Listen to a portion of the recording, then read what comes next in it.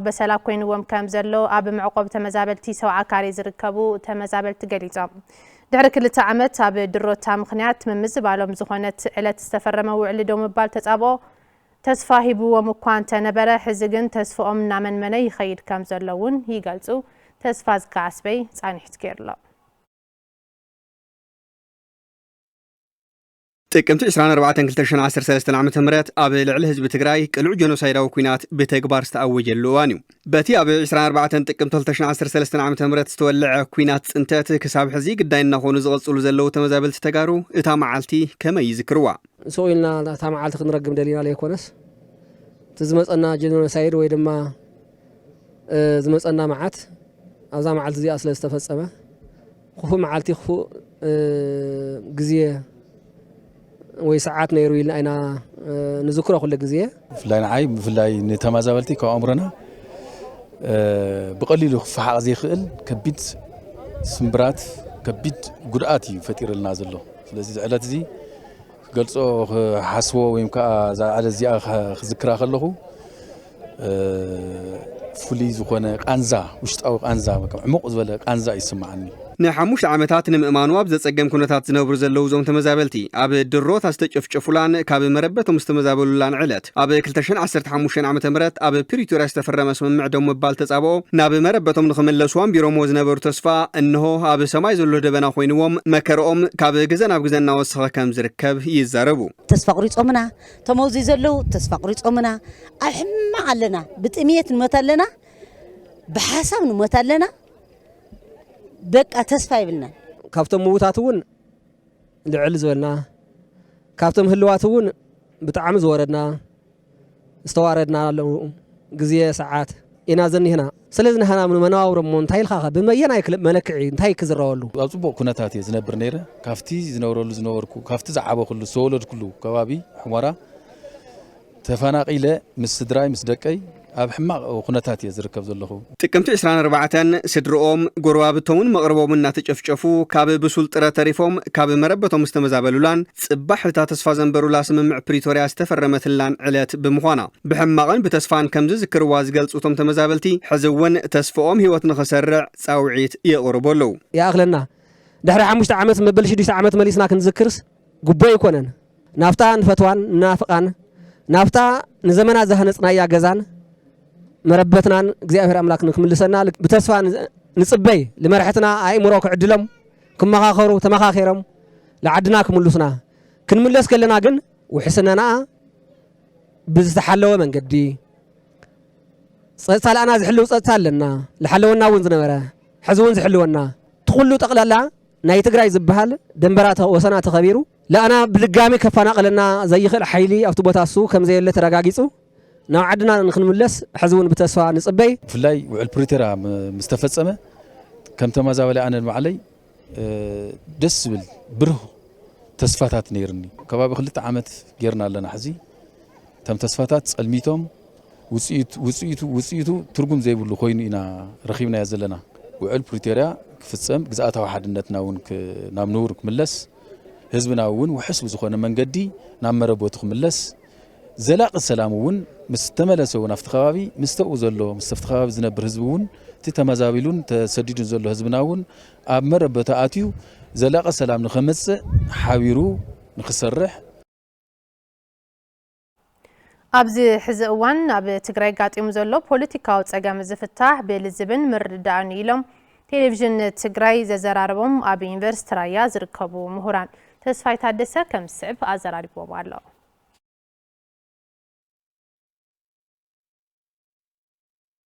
መምህርን ተመራማሪ ሰላምን ልምዓት ዩኒቨርሲቲ ራያ ዶክተር አሌክሳንደር ሃይማኖት ውዕሊ ፕሪቶሪያ ናብ ዕድል ብምቕያር ብኣግባቡ ክንጥቀመሉ ይግባእ ይብሉ መዋጽና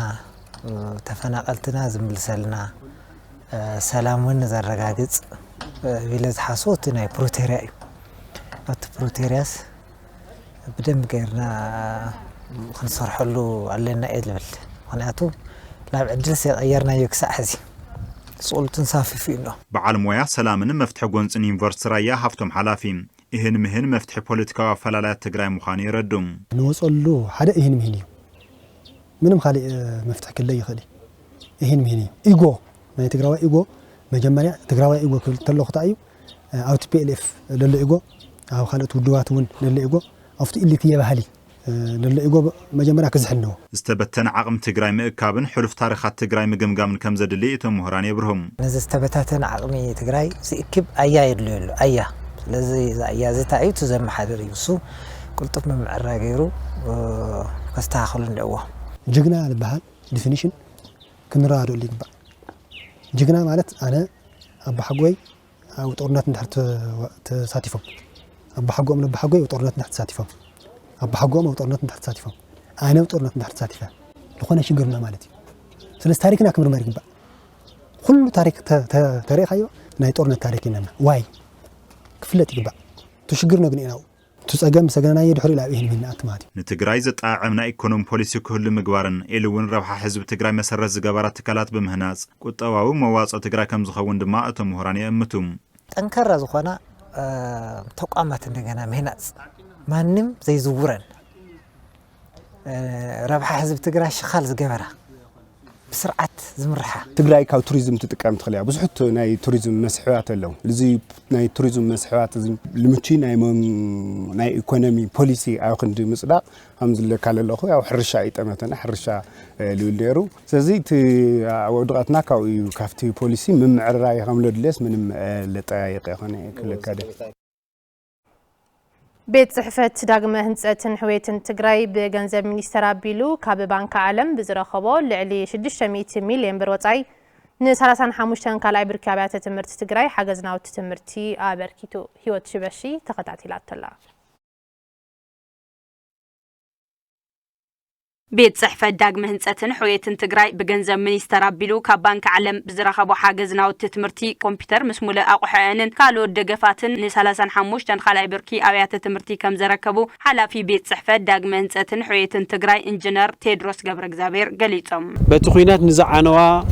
ناوتي وديلو وانز نبرة نعو نمملا أكالت بروجكتس لز نبرة لما عنتم نعو زمزع حدا شحن حدا ميتن إسران حموشتن كمبيوترات إسران حموشتن برينترات تما صالحا ناب 78 مصحفتي إنا نتن 4 وردا رخكبنا مكياد تسوي أمزلو ناي وردا مرارحة ناي بيت صحفة داغمة هنسأتن حويتن وردا تفلاليو ناي سيكتر بيروتات بيرو تمرتي بيرو فاينانس نخالوتم ترخيبنا زلنا نزو قداي زي بنك عالم أبيات تمرتن صجنا مستمعين تجبروا زلوا سراح زنا أدي زبلو حلافي بيرو تمرت تجراي دكتور كيروس قعش بفلاي يتحجز وانوز طلبو تكنولوجي حزبو مخانو عقم زلوهم تمهارك فري لعل بتسعيد كله تثبيت يجبر لهم. تودي أزل عودة تمرتي نخم حايش تودي أزل ناي ممهار دليل تمهارون كمعبل أبيات تمرتي من ناوت زي بلن بمخانن أفتو ممهار زلو دخمتون كم حايش بزقيل ملكعيو تدالي زلمو سلازي وردهاتون زي وسيلكم إنستال مستقبرة سلازي تمهارو بزقباء خطقاملو عقمم بوتنشالو ماكسمايز خقورلو لازا حاشا ناي ممهار عدل لازا حاشا ناي ممهار وصيتون نخمس اللي تسويت زقباريمو كلو أكال بحالافنا كتقاملو بزي قاطامي نتحساسب بسنكي جونوسايد أو كينات عبايات تمرت تجراي زبصح عنوات صعبو كيد ممهار مستمهار فتاني مخانو زحبرو نتحجز تركبو توكلت ممهاران تن عبايات تمرتي اتيز تجبرو لهم حجز أب ممحياش وتصيد تمهارو لعل أبركتو كهلو يبلوم بصح داغمة هنسأت تجراي أو وردانا كافتن لعنو آيات تمرتي حدا مسقان يركب سلاسة زأكلني وبلوك مسرح يركب حزبنا يمقصتاون تي زعانو آيات متوشت أو ناوتنا من الأول كمبيوترات حزبون نركب لنا مالتي في الله مسناي 10 تخلتك في الهجرة وفتنات فتنتي مول كنا نرى كمبيوترات عنيني سلا وسيلوني كاسيلوني مالتي سلازي انتنا زمناو ناي تكنولوجي تتقمتنا مقدار حستور كترلو كمبيوتر زي على السواس أبوه مالتي دكنا ممهر سئنا بكمبيوتر لون لا تشجروا ناي سيستم تسقم نيرنا تسقم هذه داونلود لاغور يخونن كمبيوتر كافيتوم مستناي كمبيوتر سيستم مستناي تكنولوجي كلا ماموري امدول امنت علنا ان حقساتنا محبراون قطباون صقما سدرا سوات اب مفتاح كل حاجه زكخون صاوعت قريبوم ኣብ ወረዳ እንደርታ ጣብያ ዓዲ ኣዝመራ ኣባላት ሰራዊትን ተምሃሮን ዘሳተፈ ኣብ ስድራ ስዋኣት ወፍሪ ዓጺድ ተሳሊጡ ሃይለ ስላሴ ገብረ ሚካኤል ተወሳኺ ዘሎ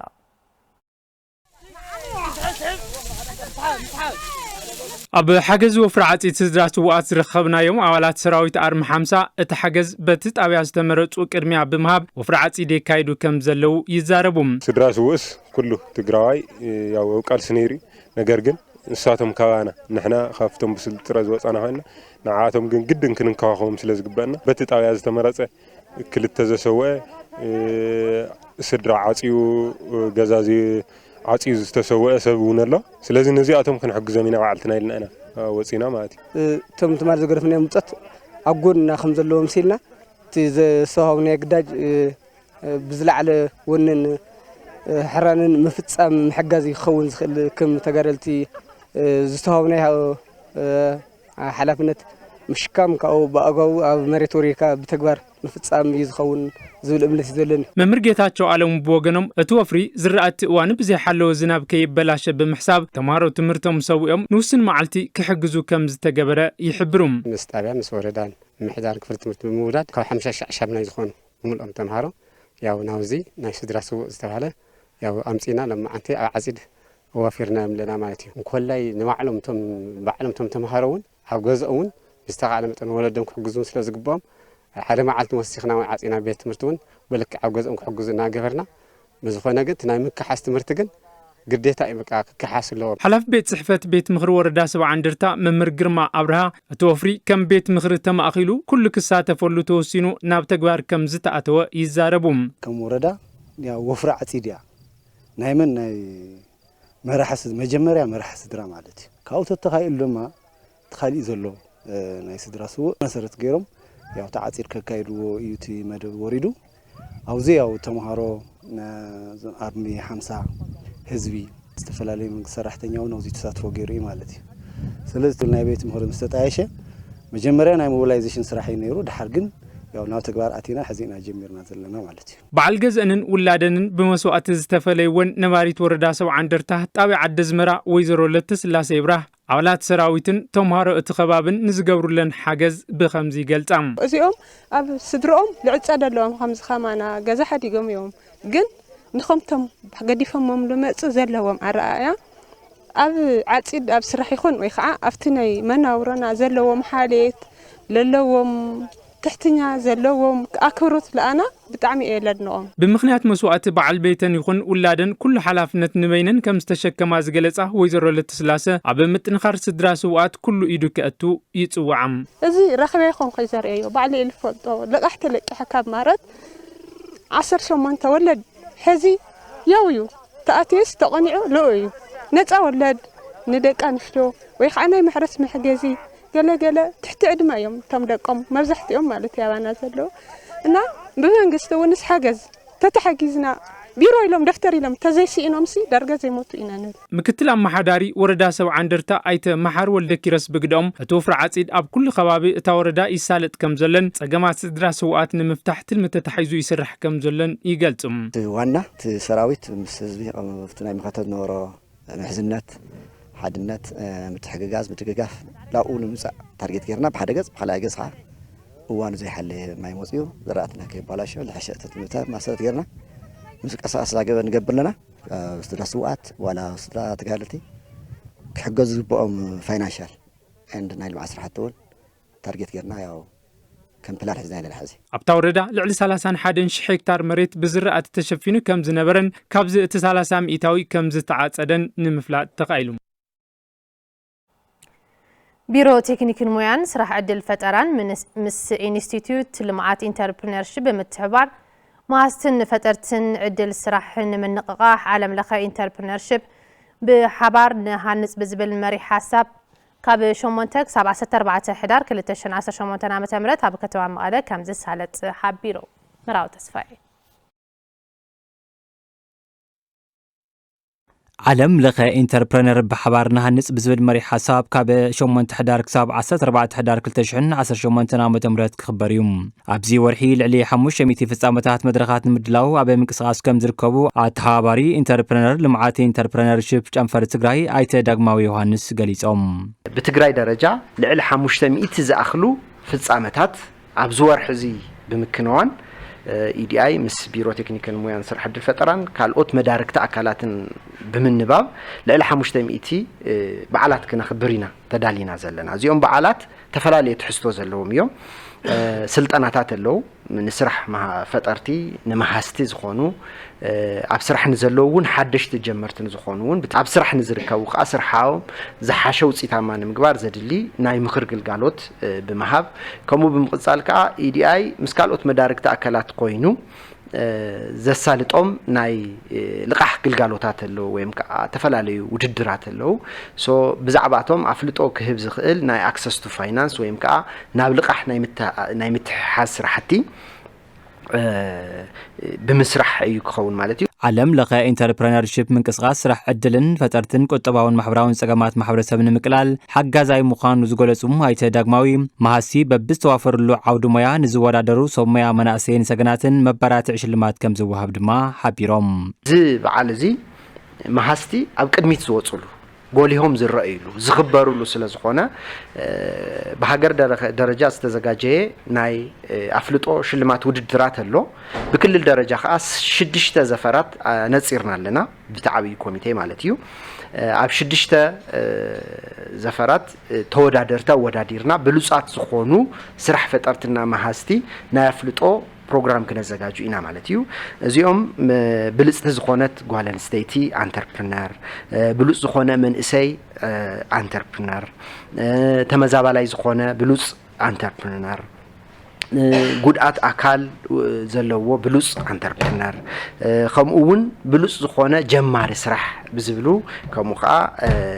ኢንተርፕረነራዊ ዝኾነ ቲቬት ብዝብል ብዘን 6 ካታጎሪታት ውድድራት ክነዘጋጁ ኩሉ ምድላያት ወዲእና ኣለና ብሉጻት ሰባት ናብ ቅድሚት ኣምጺና ነመስግነሉ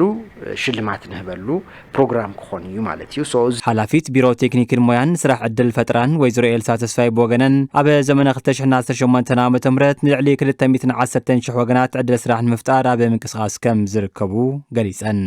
ሰኣን ዘልናቃንቆ ሰኣን ዕድል ዝፈጥረሉ ተደፊኑ ዝሰርፍ ብጣዕሚ ብዙሕ ሓሳባትን ምህዞታትን ንቅድሚት ዝወፀሉን መናእሰይና ደቂ ኣንስትዮና ዝተፈላለዩ ክፋል ማሕበረሰብ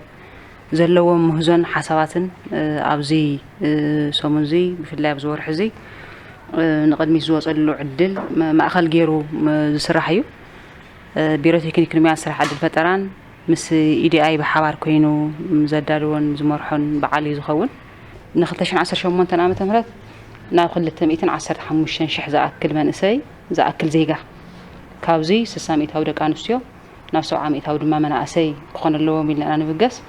ብጠቕላላ ግን ን215,000 ወገናት ስራሕ ዕድል ክፈጥር ኢሉ ተበጊሰሎ ናብ ምስ ዝተፈላለዩ ልቃሕ ወሃብቲ ትካላት ናይ NGO-ታት ብሓባር ብምዃን ድማ ልዕሊ 6 ቢልዮን ልቃሕ ክህብ እውን ተበጊሱ እዩ ኣብዚ ዓመት ሕዚ ኣብ ትግራይ ዝካየዱ ዘለው ልዕሊ ዓቐን ድግሳት ንዘለናሉ ኩነታት ዘየገናዘውን ፍልፍል ጥፍኣትን ድኽነትን ይክብሉ መራሕቲ ሃይማኖትን ዝተፈላለዩ ክፋላት ሕብረተሰብን ገሊጾም ከም ህዝቢ ቀጻሊ ዕድልና ውሕስ ክኸውን ብኽነት ብምንካይ ኣብ ምድልዳል ቁጠባን ሙሓስ ዓርሰ ምርኮሳን ትኹረት ምግባር ይግባእ ኢሎም ፍስሓ ጽዮን ገብረ ኣብዝጊ ተወሳኺ ይጽላ ሕዚ ትግራይ ዘላትሉ ኩነታት እናተፈለጠ ህዝብና ዘለዎ ነጊፉን ተለቂሑን ሰፊሕ ወጻእ ገይሩ ዘካይዶም ውራያት ወይ ድማ ድግሳት ሃይማኖታዊ ሰረት ዘይብሎምን ፍልፍል ድኽነትን ጥፍኣትን ምዃኖም ቴሌቪዥን ትግራይ ዘዘራረቦም መራሕቲ ሃይማኖትን ዝተፈላለዩ ክፋላት ሕብረተሰብን ገሊጾም ሓወይ ዓብይ ሓወይ ነይሩ ምዕባየ ኣብ ገጠር ነብር ገዛ ነይሩ ኣብቲ ከተማ ንዚ ገዛ ሸይጠ ንተሓወይ ማዕረ 6 ብዕራይ ሓሪድና ሕስካር ገርና ገዛ ንቆልዑ እዩ ክትከል ዝግባው ንዘቀል ይገረፎ ንሕና ጥፊና ኣሎ ኣይተዓቀነ ዳስ ሰሪሕካ 12 መርሚል ተኸይካ መርዓኒ ክርስትናኒ ወውዑር ሓሪድካ እዩ ከድና ናብ ውድቀት እዩ ኢቭን ባዕልና ናብ ምብላዕ ከተሆና ባህልና ከነጥፍእ ኣለና ይበልኩን ኣነ ግን እሲ ዓቐን የውልን እዩ በመጠን በመንባር እምበር ካብ መጠን ወፃኢ ዝገበሩ ነገራት ኩሎም በስም ሃይማኖት ዝንገደሎም እምበር ሃይማኖታዊ ነገር አይኮንም አይተሐግዝ ማለት ነው የበለይ ተውጽለናል በአግባብ ገና ከነውጽ ግን አዚዝና በፍሳስ ተፋሰስ ልዕሊ ዓቐን ብኽነት ካብ ምብኻን ማሕበራውን ኢኮኖሚያውን ጸገማት ዘለዎም ወገናትና ምሕጋዝ መተገብአ ክብልውን እቶም ርእይቶኦም ዘካፈሉና ኣካላት ይገልጹ ዳስ መሊእ ካፍቲ ዝኹሉ ዋጋ ከፊለም ንወንበር ይኹን ንቴንዳ ካብ ዘውዕሎ ኣብ ድኻ ከውዕለለኒ ኣብ ተፈናቀለይ ከውዕለለኒ ጾሙ ዝሓድር ክዳን ዝዓረቀ ነዚ ኣክንዲ ክንምጹተን እንታሽሙ ክንገብረን ዝግበአና መዓልታውስ ሮብዕን ዓርብን ጥራይን ፈሊያና ዘለዎ ዘወረዳ እዚኣ ኩልና ወይና ተኣሊኽና ኒኤና ኣብዛ ሰዓት እዚኣ እንተ ዘይተነጋግርና እንተ ዘይተመኻኺርና እንተ ዘይተኸኣኢልና እንተ ዘይተረዳድእና ተሃልቆ ተርፈኩም ይብል ቅዱስ መጽሓፍ ምውድዳ እዩ ኣብ ዝድሓር ስለዚ ክንመኻኸርን ክንሰርሐሉን ይግባእ ከም ልትጸገመ ካብ ምሕጋዝ ኢልካ ከም ልትኣሰር ትገብር ሓግዝ ማለት እዩ ልትጸገመ ምሕጋዝ ማለት እዩ تحجز هلا خدمة ولا تبسطها كل البسط دما للك أبو ملء دما ترقف كيف بالخايخة أقعد حاربنا دام اللي تورق له ليه ما هو قول تقول له نجر أي تكون القرآن الزمن حز كم هزبي زلنان زي بلنان النبخنا له زي كونس نزقات موسى بسرحن تفترون سجامات نمتصوار زخ الكتابان نهنصلون عرسمر كوسانا ندلدلون كخون يقبا سلازخونه نقط طبانا كابزغود لمدتات وصينا مساع عدلنا وحس كخون مرحتا هيمانوت ميدياتات منجستن كالوت زملكتهم اكالاتن بعتوب كسرحو اتوم مرحتا هيمانوتن استفلالو كفالات حبرت سبن صوعهم لا 34 عام اكل زغل كم بركه زغل ايكونومي تفتر زلك كم قلقي كم زوا كم وردا كم كل المال هوتنا مرحناس دقنا خنا محدل تقينا مرحا هيمانوت كناتو اجاب ام حدارا يكونوا ناتم اجاب مرحنا لون احنا خاطر مرحنا كنستخاخل لنا اذ مرحت هيمانوت نقدم ابعلهم تتحسس وزي ونينم نحبرت سما مورد بتاع مخسر قلنيو كلاي ميدياتاتون كاودما تبتحسس وزحاش زبال تمنس يولد مال نسنا وددر زاتو لك زي خنس نسو زحسولي الميديا يكون كالين تنناغر او كلن خبصحيو او كلن توصح دمو زبصحو زملخت دي زبصح اكل دمو تغبراو كغبر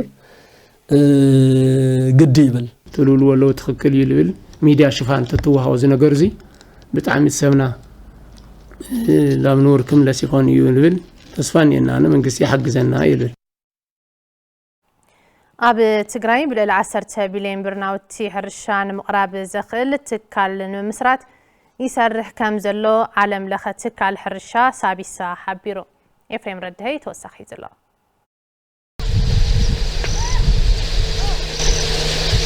ትግራይ ንልዕሊ ፍርቂ ዘበን ሰኣን ምዕቡል ኣመራርሓ ሕርሻ ንተፈጥሮኣዊ ሓደጋታት ከም ዝተቃልዐትን ብውሕዱ 400 እቶት ኣዝርእታ ከም ዝባኽኑን ነባር በዓል ሞያ ሕርሻ ኣቶ ወልዱ ከበደ ይገልጹ ኣብ ትግራይ ያው ካብ 1951 ጀሚሩ ታሪክ ከም ዝዝግበውን ከም ንፈልጦውን ኣንበጣ ብተደጋጋሚ ነቱ ዝፍልፈለሉ ከባቢ ብጣዕሚ ቅርበት ስለ ዘለና ዝኣዋሽ ባሊን ቀይሕ ባሕርን ከባቢ ብዋናነት ዝፍልፈለሉ ከባቢ እዩ أبرز سزيون بارنو سلو زن سلا عواف اللوا كبر بعسكاب سلاسة بنيشت يزبدلو 100% تلو سوون اللو بايزوي جن أنا أفرج سلاسة تروع سكبر بعض خون مهرتي يباخني لنا نحسب نزوم صقامات نمقلالن تتقامنت حرسوت وحسن مقبارن اب تግራይ ብልዕሊ 10 ቢልዮን ቅርሺ ናውቲ ሕርሻ ንምቕራብ ማሕበር አክሲዮን ዓለም ለኸ ትካል ሕርሻ ሳቢሳ ይምስረት ምህላውን ዕፃ ምሻጥ ከም ዝተጀመረን አቶ ወልዱ ከበደ ይገልጹ ናብ ካብ 10 ቢልዮን ላዕሊ ካፒታል የለና ሓሲብና ተቐሚጡሉ ፕላን እውን ብመሰረት ያው ናብ 750 ሺህ ሜምበርሺፕ ወይ አባል የለዩ ማለት እዩ تو كابيتال مشفان therefore زيد ما ياو كله تحتوا يجبرون كحوسه سلازقبا تمتن ناي ابالنت كفليت زتحاتينا غيرنا يخل خلتشح مالتي حد عصا ياو كلتشح واقع للوايا تتكلم استطايشه بنفرت استحجزه صره بالعن حرشاو نطفتاتن زدنفعو مسارحتاتن كم زقرب دما ابالت محبر اكسيون اوتو تخلاي اببه يزاربو انبطاس كاب قيح بحر كل عن كله اب على اير معرفيات انا اوربلان يقمطامو ካብኡ ቅድሚ ናብ ትግራይ ምእታው ቅድሚ ናብ ካልእ ናብ ኢስት አፍሪካ ምእታው ተላዒለን የጥፈኦ ኣለዋ ማለት እዩ ዜሩ ዝቀሰነ ሓረስታይ ይኸውን ካልኣይ ኣዕዋፍ ኣለዋ ግሪሳ ዝበሃል ኣዕዋፍ ኣለዋ ዘን ግሪሳ እዚአን እውን ክለዓላን ከለዋ ካብዚ ኣየር ማረፊያ ተላዒለን ብድሮንን ብኣውሮፕላንን ኬሚካል ተነፂጉ ብዝዘመነ ንውን ብዘየጥፍእ ካልእ ኣውሬታት እውን ብዝለለናዮ ዝዘየጥፍእ ዘመናዊ ዝኾነ መንፀጊ ተገይሩ ተነፂጉ ዘን ክብላዓየን ንብለ ዘለና እኽሊ ንድሕነን ኣለና ማለት እዩ ታቢሳ ማለት እንታይ ማለት እያ ኣውርዋ ትርከብ ፃዕዳ ዒፍ ናይ ሰላም ምልክት ዘለዋ ሰላም እትደሊ ናይ ሰላም ኣውሮፕላን ናይ ሰላም ድሮን ንኽነምፅእ ብዙይ ከዓነ ንሕና ሓሳብን ልቦና ነና ማለት እዩ እቲ መሸጣ ዕፃ ንኹሉ ማሕበረሰብ ክፍቲ ከም ዝኾነን ብፍላይ ዲያስፖራ ትግራይ ትኩረት ክገብሩልን እውን ይጽውዑ ዲያስፖራ እውን እንታይ ሒዝ ምናልባት ዓቕሚ ናይ ሕብረት ማሕበረሰብና ዓቕሚ ንፈልጦ ኢና ንዕስራና 10 ካብኡ ላዕሊ እውን ካብኡ ንታሕቲ እውን ክሽፍን ዝኽእል ገንዘብ እንተተላኢኹ ስራሕ ተጀሚሩ ትውፅኢት እውን ተሎ ክመጽእ ይኽእል እዩ ንትገባር ውሕስ ኮይኑስ ንሳቶም እውን ብውሕስ ተረጋግአ ንግዲ ንግዱ ክስለፉ ኣለዎም ነዚ እውን ንጅኦትና ረዳእታ ወሃብቲ ሰፍትኔት ዝባና ዘለዋ ዘለዓለም እናረዳእና ካብ ዝነብራ ሓደ ግዜ ምስ ሓወና ንሳተን እውን ብዝዓረፈ ነገር ክነብራ ይኽእል እዩ ምክንያቱ ንሕና ናይ ሰፍትኔት ተረዳእ ኮይና ክንነብር ይግባእን እዩ እትና ዓላማ ካብ ወፃኢ ኣብ ዶብ ኬንያን ኡጋንዳን ዝርከብ ጎቦ ብምድር ማሱ ልዕሊ 4 ሰባት ህይወቶም ከም ዝሓለፈ ተገሊጹ በቲ ዘጋጠመ ሓደጋ ዝጠፍኡ ሰባት ንምድላይ ናይተን ሃገራት ጉጅለ ህይወት መድሕን ላዕልን ታሕትን ይብልለው ኣብ ምብራቕ ኡጋንዳ ልዕሊ 18 ሰባት ከም ዝሞቱ ቀይሕ መስቀል ገሊጹ መራሕቲ ሃገራት ኬንያን ኡጋንዳን ምድር ማስ መሬት ዘጋጠመሉ ከባቢ ኣባይቲ ምስራሕን ምንባርን ደው ከብል ከም ዘለዎ ድማ ምትሕስሳቦም ቢቢሲ ጸብጺቡ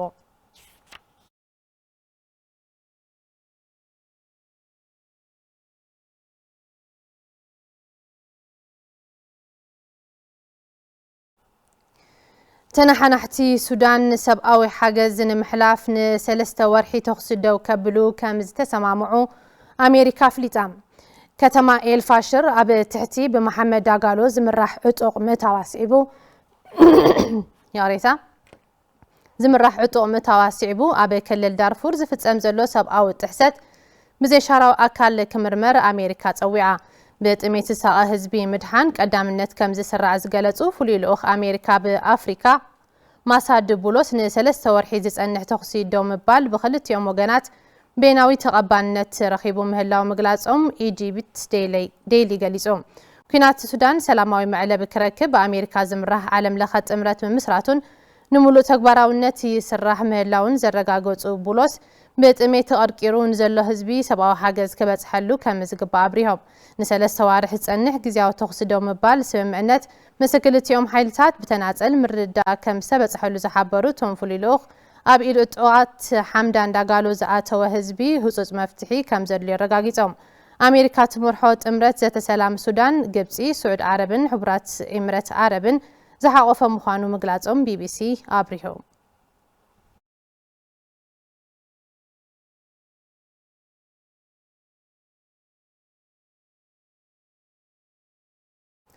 زخبركم تملكتنا زيناتات تلفزيون تግራይ حزون أوصليهم كابز مساعد دما زيناتات سبورت زي ساعات حبيبنا نكتاتل كموعلكم زيناتات سبورت تلفزيون تግራይ زي ساعات حيزلكم قريبا لكم كتالكم عدم ኣብ ሃዋሳ አንጻር መቻል ዝገጠመት ወልዋሎ ዩኒቨርሲቲ ዓድግራት ክልተ ባዶ ተሳዒራም ንራብዓይ ሰሙን በተኻየደ ጾታ ፕሪሚየር ሊግ ኢትዮጵያ ወልዋሎ ምስ መቻል ተጻዊታ ክልተ ባዶ ተሰኒፋ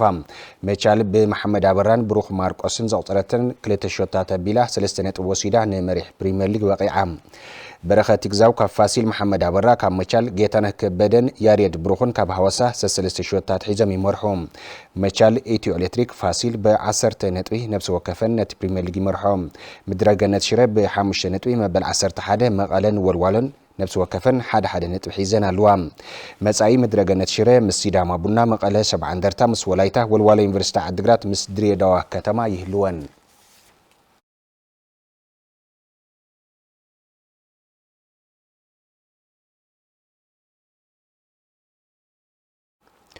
ተናሓናሓቲ ጋንታትን ማውንቴን ምትባዕ ኣብ ምዕባለ ቅድድም ብሽክሌታ ዕዙዝ ተራከም ዘለዎ ተቀዳዳማይ ነበር አብርሃም ተሰማ ገሊጾም ብርሃነ በየነ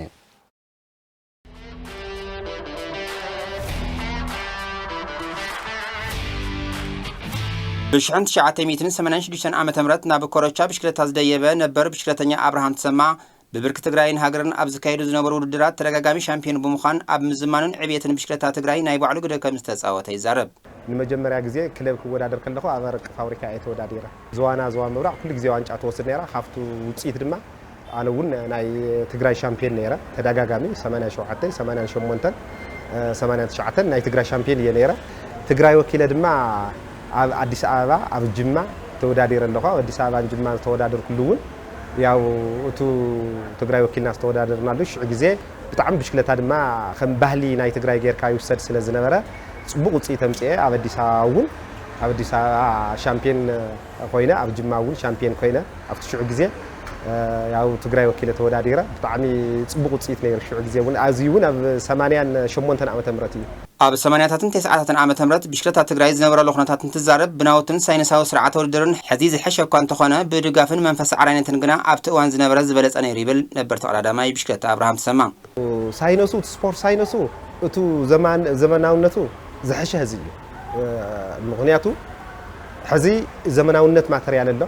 ዘመናውነት መሳርሕ ኣሎ ዘመናውነት ስልጠና ኣሎ ኣብቲ ሽዑ ግዜ ካብ ስምዒት ሓሊፉ ካውን ማተርያልውን መንግስት ብትዙ ቃል ይቀርብ ነይሩ ክንት ናይ ሕዘ ይኮነን ኣብቲ ስምዒት ክትሪኦ ከለካ ግን ኣብቲ ሽዑ ግዜ ዝነበረ ናይ ትግራይ ብሽክለታ በተለይ ድማ ስፔሻሊ ከተማ ዓድግራት ብጣዕሚ ብዙሕ ተወዳዳራይ ነይሩ ብዙሕ ደጋፊ እውን ነይሩዎ እዚ ከምዚ እናሃለወ ብሽክለታ ትግራይ ክንድስድ ለደረጃ ዓብየትን ዘመናውነትን ከይበጽሕን ብዙሓት ፕሮፌሽናል ተጋሩ አትሌታት ከይወጹን እቲ ቀንዲ ዕንቅፋት ንጋንታት ትግራይ ዝዋድራ ካልኦት ጋንታት ዘይምህላውን ኣብ ቅድሚት ዝቕመጥ እንትኸውን ብደረጃ ሃገር ነቲ ዓውዲ ዝወሃቦ ጠመተ እውን ትሑት ምዃኑ ይዛረብ። ዓብዪ ማሕንቆ ኮይኑ ዘሎ ሕዚ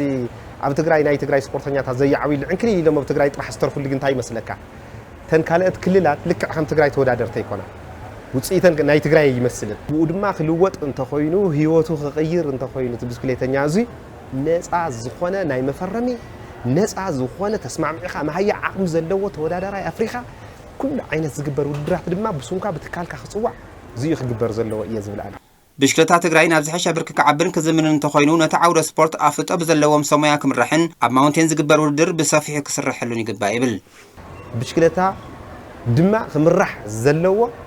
ብሰሞያ እዩ ብኡ ዝሓለፉ ሰባት ተወዳደርቲ ዝነበሩ ስፔሻሊ ነቲ ውድድር ዝፈልጡ ረሃፅ ናይቱ ስፖርተኛ ዝፈልጡ ድኻሙ ጻዕሩ ዝፈልጡ እቲ ናይ ማውንቴን ውድድር ማዕረ ምስቲ ናይ ኮርሶ ብሽክለታ ሪኦም ትግራይ ደረጃ እውን ከዳልው ኣለዎም ካልኣይ ድማ ወሪዶም ላብ መሬት ወሪዶም ዳህሳስ ክገብሩ ከዓ ኣለዎም።